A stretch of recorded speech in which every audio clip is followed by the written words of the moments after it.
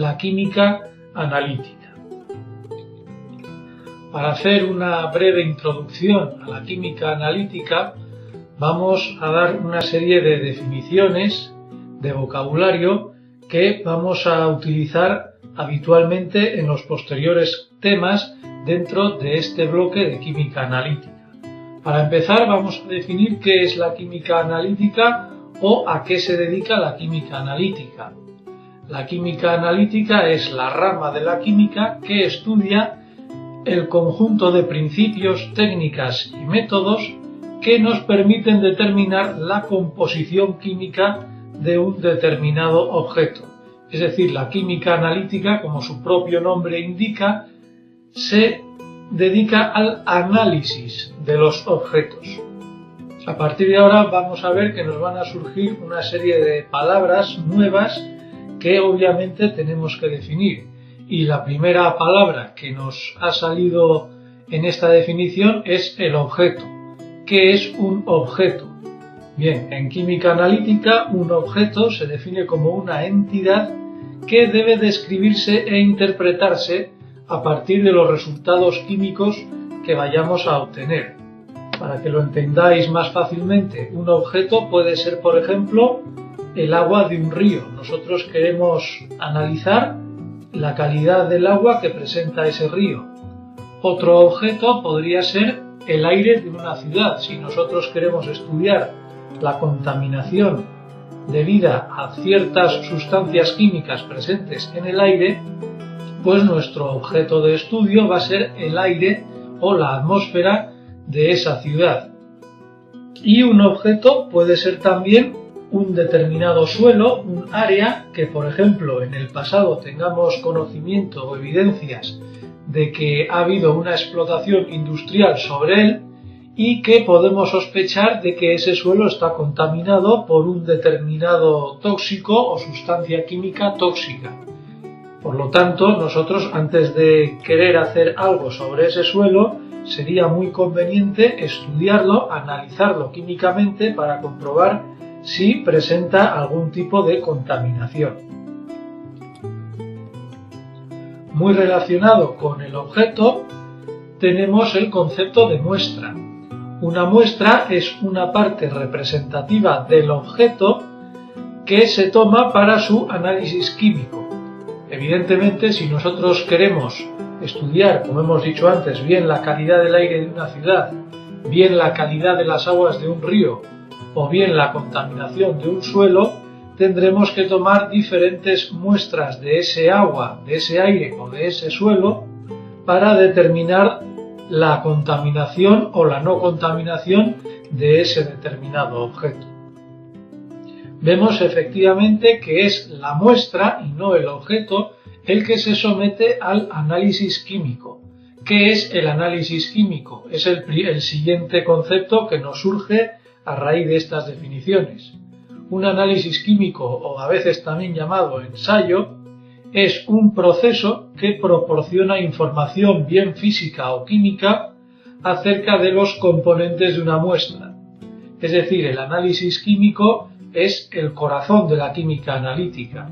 Es precisamente a lo que se dedica la química analítica, a proporcionar o a determinar una metodología que nos permita conocer la naturaleza física o química de nuestra muestra. Y finalmente, otro concepto del que vamos a citar mucho en este y en los próximos temas son los analitos. Los analitos son las sustancias químicas que nos interesan analizar dentro de una muestra. A continuación vamos a ver estos conceptos con un poco más de profundidad.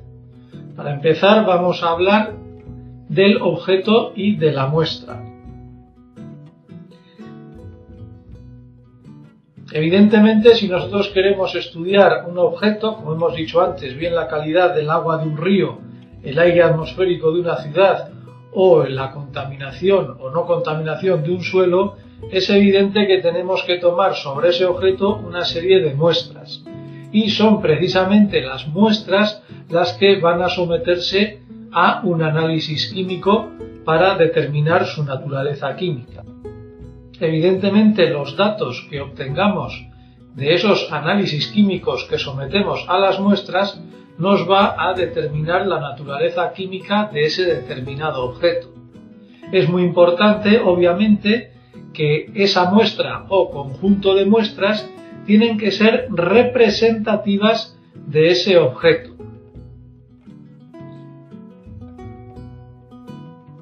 Es decir, que la muestra o muestras que tomemos de ese objeto deben caracterizar perfectamente a ese objeto.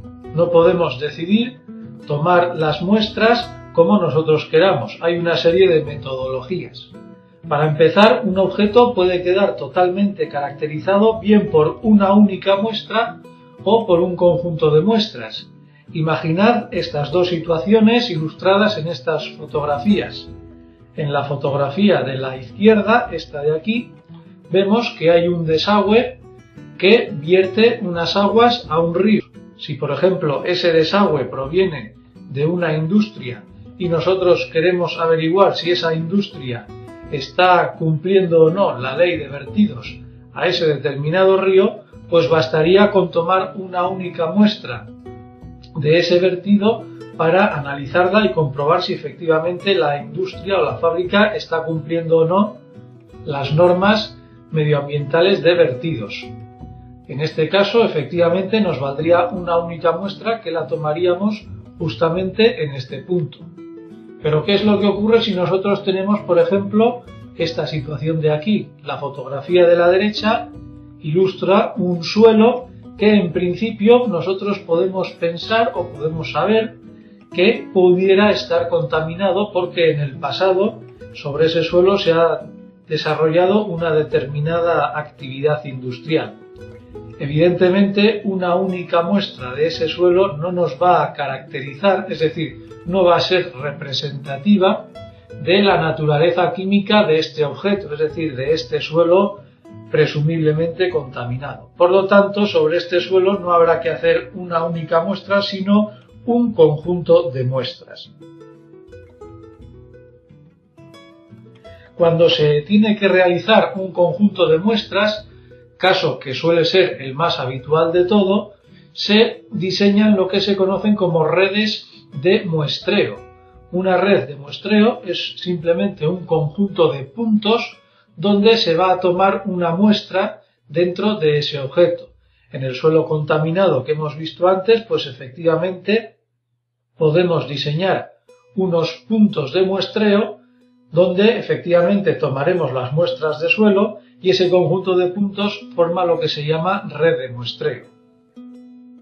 ¿Cómo va a ser o qué disposición van a tener esos puntos de muestreo? Pues evidentemente dependen de muchos factores.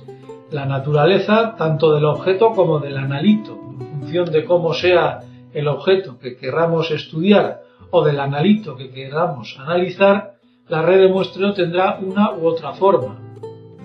De tal manera que ese conjunto de puntos de muestreo sean representativos. Vemos que aquí otra vez os recalco el término de representatividad. Es muy importante que cuando nosotros hagamos un análisis químico de un objeto, los datos que nos arrojen este análisis químico tiene que ser representativo del objeto que estemos estudiando. Por último, decir que evidentemente las muestras pueden ser sólidas, pueden ser líquidas o pueden ser gaseosas. Ya hemos hablado antes de que podemos estudiar muestras de las aguas de un río, en ese caso serían líquidas. También podemos estudiar, analizar muestras del aire de una ciudad, serían muestras gaseosas, o muestras de un suelo contaminado, en ese caso serían muestras sólidas.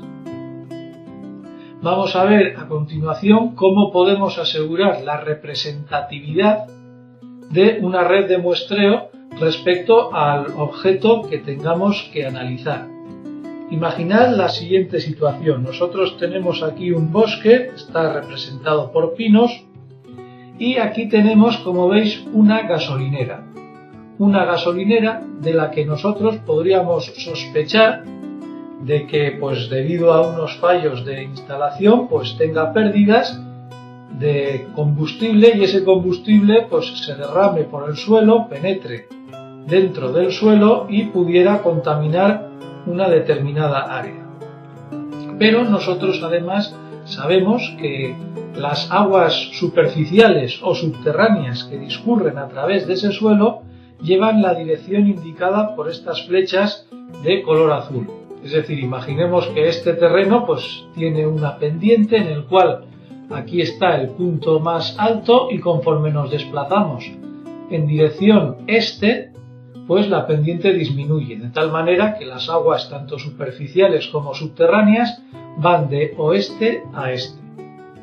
De tal manera que si nosotros queremos determinar si esta gasolinera presenta fugas de combustible, pues queremos diseñar una red de muestreo, ubicar unos puntos de muestreo. Fijaros que hemos dibujado aquí unos puntos rojos que efectivamente pues están distribuidos más o menos al azar y de forma aproximadamente aleatoria y equidistante, de tal manera que si nosotros tomamos las muestras en esos puntos podemos obtener una buena representatividad de ese objeto en cuestión, es decir, el suelo que rodea a esta estación, es decir, a esta gasolinera. Sin embargo, aquí podéis observar un fenómeno. ¿Por qué no hemos puesto puntos de muestreo al oeste de la gasolinera?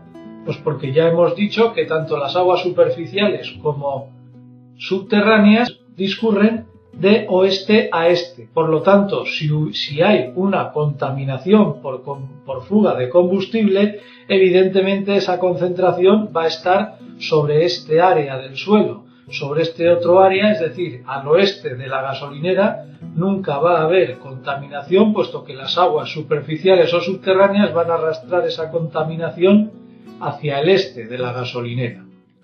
Es evidente que cuando nosotros tengamos que hacer un estudio o un análisis químico de un determinado objeto, tampoco podemos perder tiempo ni dinero en poner un número infinito o muy elevado de puntos de muestreo.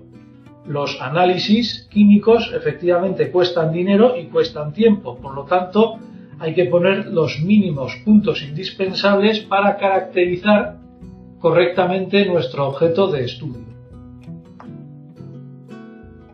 Vamos a ver a continuación otro ejemplo de red de muestreo, sin entrar obviamente en mucha profundidad sobre este concepto, puesto que este concepto de red de muestreo no es exactamente un concepto dentro de la química, pero a modo de curiosidad o de divulgación pues me parece interesante comentarlo.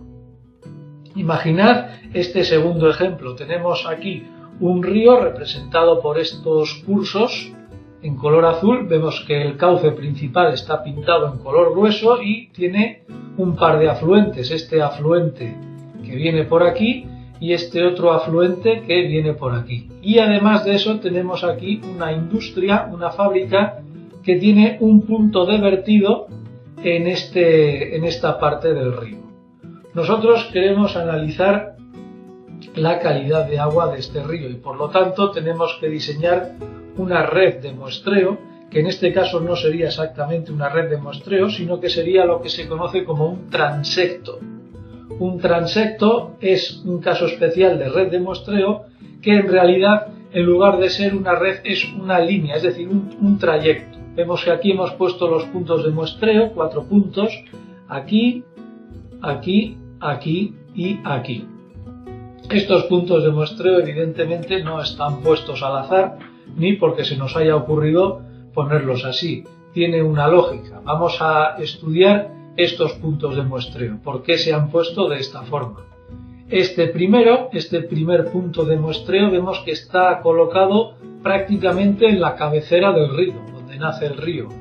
Aquí, evidentemente, es presumible suponer que no vamos a encontrar contaminación alguna, pero sí podemos encontrar algunos componentes, algunos analitos, como pueden ser carbonatos, sales minerales, concentración de oxígeno, etcétera, etcétera. Es decir, que en este punto de muestreo vamos a obtener la composición del agua del río en su estado más natural, por así decirlo, en su estado más puro. Y este punto de muestreo se coloca precisamente en la cabecera del río para ver, en comparación con los demás puntos de muestreo, cómo este río va perdiendo o ganando otros analitos que podamos estudiar. Vamos a ver el segundo punto de muestreo. El segundo punto de muestreo, si os fijáis, se coloca justo después de la desembocadura de este afluente. ¿Por qué este punto se coloca justamente en esta posición? Porque este punto de muestreo recogerá los datos que hemos obtenido de la cabecera de este río y a su vez obtendremos las aportaciones que nos pueda precisamente aportar este afluente. Imaginaros que en este punto de muestreo obtenemos unos datos de componentes muy similares a los datos que hemos obtenido aquí. Eso quiere decir que este afluente no aportaría ninguna contaminación al cauce de este río. Sin embargo, imaginad que aquí hay una huerta donde el granjero